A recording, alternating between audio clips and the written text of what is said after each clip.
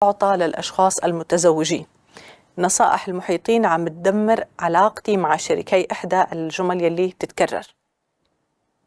كيف نتعامل مع هي النصائح؟ طبعا هي نصائح من محبين، من أم الزوج أو أم الزوجة، ولكن عم تتدمر هي العلاقة.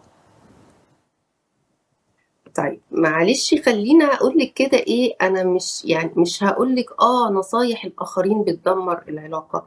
لا، احنا ما نقدرش نقول كده. احنا يعني اتربينا على نصائح امهاتنا واجدادنا وابهاتنا. ده مش غلط، ولكن الفكره في النسبه، في الحدود، لأي نسبة ولأي حد ولأي اختلاف بين الأشخاص. يعني مثلا احنا قبل الزواج يا ريت نتفق، ولو ما قدرناش يبقى بعد الزواج نتفق ان احنا لما نختلف نلجأ لمين؟ نلجأ لوالدتك، نلجأ لوالدتي، نلجأ لخالي، احنا متفقين على حد معين نلجأ ليه وقت الخلاف ما يكبر، والحد ده او الشخص ده احنا الاتنين موافقين عليه وبنثق في رأيه.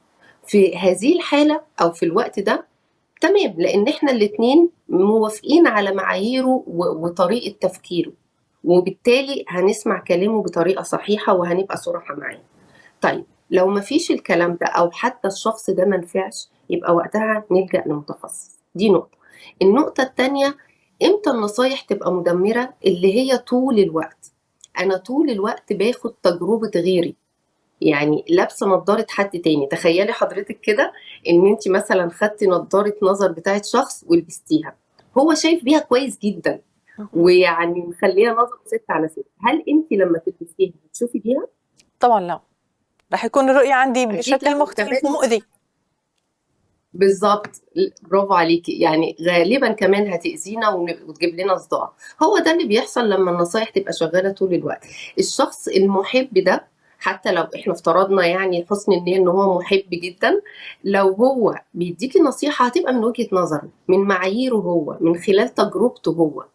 لكن انا ليا معايير مختلفة، ليا شخصية مختلفة، فاكيد لو خدتها طول الوقت زي ما اكون بالظبط لابسه نظاره حد تاني.